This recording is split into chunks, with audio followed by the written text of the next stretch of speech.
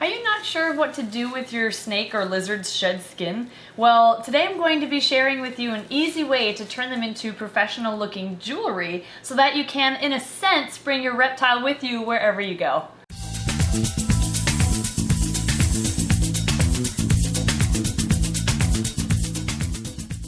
I've been making these snake shed necklaces for about 5 years or so, and I sell them at local craft stores and reptile expos. The first one I made actually is this one. I still wear it today. This was made from my old bull snake Janet's shed, so it's kind of a special piece for me since we no longer have Janet. But it looks just as good as it did when I made it. So I'm going to be sharing with you the technique I use to make these pieces, these pendants or necklaces, and then you can make your own at home. If you're not a necklace person, then you can actually use this technique to make other things too, like bracelets or earrings. You can make bookmarks using this technique, or tie clips, hair clips, keychains, pins, all sorts of different things. The supplies you'll need to make these are first and foremost a cabochon, a glass cabochon, and a pendant tray. Now you can buy these separately, but you have to make sure they're the exact same size so the glass cabochon fits inside the tray. So honestly, it's just easier to buy these as a set. Now there are hundreds of different styles of pendant trays, from simple squares or circular shaped pendants to more intricate ones like this, so kind of look through all of your options and decide which one is best for you. Depending on the pendant style you choose, you may need an O-ring, and I'll get to that a little bit later. You'll also need diamond glaze, colored paper, a paper clip, scissors, snails? No, you don't need snails for this. A chain or a cord. I used to make the cord for the pendants out of like a leather cord and lobster clasps and O-rings. I put it all together, but it's tedious and a lot more work. So honestly, I just recommend buying a pre-made cord to use for your pendant. And of course, you'll need your snake or lizard's shed skin. You can find most of these supplies at your local craft store. I personally have gone to Joann Fabrics quite a few times and I've found things there to use, but if you're having difficulties finding these supplies or you don't have a craft store near you, I'll put links to everything that you'll need in the description below. First, you're going to want to choose what background color you want for your pendant. And this is pretty self-explanatory, just pick the color you like the best, or you think will look the best. The only advice I have is that if you have a very light colored shed skin like this is from, I believe, an albino milk snake. Some snakes just have more whitish colored sheds. Those don't look very good in front of a bright color. They just seem to be too fair of a color. So instead I recommend putting those on a darker colored background where they show up much better. Now if you have a shed that has more color to it, like this hognose snake shed, you can use this on the lighter colored backgrounds, and you'll actually be able to see the pattern of the snake on the pendant too. And for this, you're gonna want to buy the most neon brightest colors you can get, because then it'll shine through that shed skin better. If you don't want to go with something colorful and like not a natural color for the pendant, you don't have to do a color at all. You can just go with like white, I would recommend, and that behind a shed skin will show off the pure color of the shed, and you'll be able to see the pattern a little bit more too. There are a couple of reptiles where I would recommend you use white as your backdrop instead of a color, just because it looks better. One of those examples would be the Argentine or Argentine black and white tegu. This just really nicely displays how the scales look on the lizard itself. So I don't know, I prefer using just white for this because it's a black and white animal and it looks on the pendant exactly how it looks like on the reptile. And I just think that's really cool to replicate when you can. But of course it's your piece. If you want to use blue, you could do that instead. Now for the sake of this video, I'm just going to use blue because it's nice and easy to see. It's nice and bright. It's my favorite color to use in pendants. And I'm going to use a corn snake shed skin. I believe this is a corn snake anyway. And we're going to make one of the larger pendants just because it'll be easier for you guys to see on camera. Now the part of the shed skin you use is also something to consider. You don't want to use the belly scales at all, and if you want to make it kind of a unique piece, you could use the head portion of the shed. That makes a really interesting conversation starter, that's for sure. And I really like, whenever I get a shed skin, I take off the head part and make a pendant out of it just because it makes it look so cool.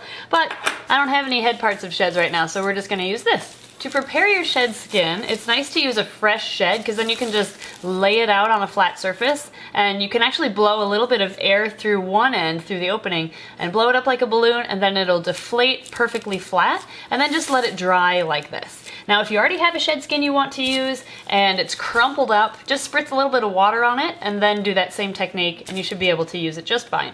Take that portion of shed skin and slice down the belly to open it up. You don't want to use the belly scales anyway because they just don't look good in pendants. you want to use the back scales. So that's why we're just opening it up so we have more of a blank canvas that's easier to work with here. Then take the glass cabochon and simply lay it and position it where you want the shed skin to appear underneath. Once you have it lined up the way you like, then hold it in place with your thumb, take your scissors and trim around it using the glass cabochon as a guide for your scissors. You may have to rotate your finger, just keep it in place, find a new position, and then keep on going. Next, kind of do a double check on that trimming job. You did the initial cut, which is great. Now go around the edges, but make sure you hold that shed skin in the exact same spot, otherwise you're going to trim too much off. But just kind of take off the excess that's spilling out from the sides as needed. And next we're going to do the same thing, but with your colored backdrop. Again, just use the glass cabochon as a guide. Make sure you hold it in place and go all the way around. Now you essentially just have to glaze them all together. So you've got the shed skin, you've got a hognose on the escape. What are you doing? So you've got your colored backdrop, which will just fit right into that pendant tray. You've got your shed skin. We're going to put those in position here. I usually have them facing straight downwards. I think it makes it look pretty nice, but that's up to you. Also make sure you have the right side of the shed facing outwards. You can see how the scales overlap, and you don't want the underside facing out, otherwise you're not really going to see that true texture of the scales. You want to make sure you have this side facing up. So we're just going to lay that right in the pendant tray. We have a hognose helping us out. And then before you put the glass cabochon on top, wipe it down. You'll usually have, after all of the holding the paper in place and the shed in place, you'll have thumbprints all over this side, so clean that off first. Once it's clean and ready to go, you can just lay it right on top. And then we're gonna glaze it all together. And this is where the diamond glaze comes into play.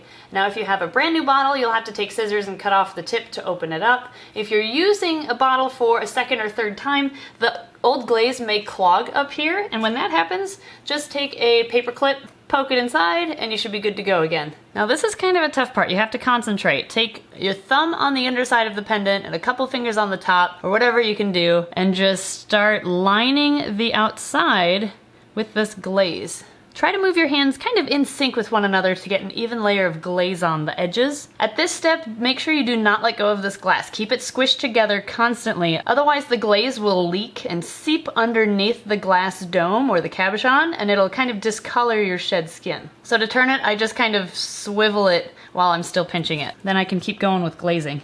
There we go, we've gone all the way around. Oh, did you see when I turned it around here, there was a bubble that just popped up? This you're gonna wanna pop, you can just use your nail and pop that, otherwise it'll dry as a bubble. And as you can see, the glaze kind of fills back into that hole. You might need to add a little bit more glaze in that divot, but usually it fills itself back in after you pop the bubble. It takes about 45 minutes to an hour for this glaze to dry, and you don't wanna sit here pinching this for 45 minutes to an hour, so instead just take a paper clip, set it on top, and then let it sit. At this step, you'll want to double check the pendant for any bubbles that may have reappeared. Up, like this one right here. There's a bubble there, gonna get rid of that. Sometimes it happens when you put the paper clip on. It like pushes more air out from underneath and creates a bubble. That one I think I'm gonna clean up a bit by adding a little more glaze. While the glaze is still wet, you can kind of smooth it out with your finger. And that glaze will dry clear, so you won't even notice it. So now we're just going to set it down and check back in an hour. Okay, it's been over an hour now, so we're just going to look it over and see if there are any gaps in the glaze. So we're gonna skim around the outsides. Oh, we've got a little mess up right there. So when you get a little bit of a bubble like this, you can just take your nail and scrape it off and just add a new layer on top to kind of cover it up. So this does mean you'll have to let it dry for another hour again, but at least you'll have that fixed. And it looks like I have a little bit of a gap right here, if you can see it on camera, so that I'm also going to fill in at this time.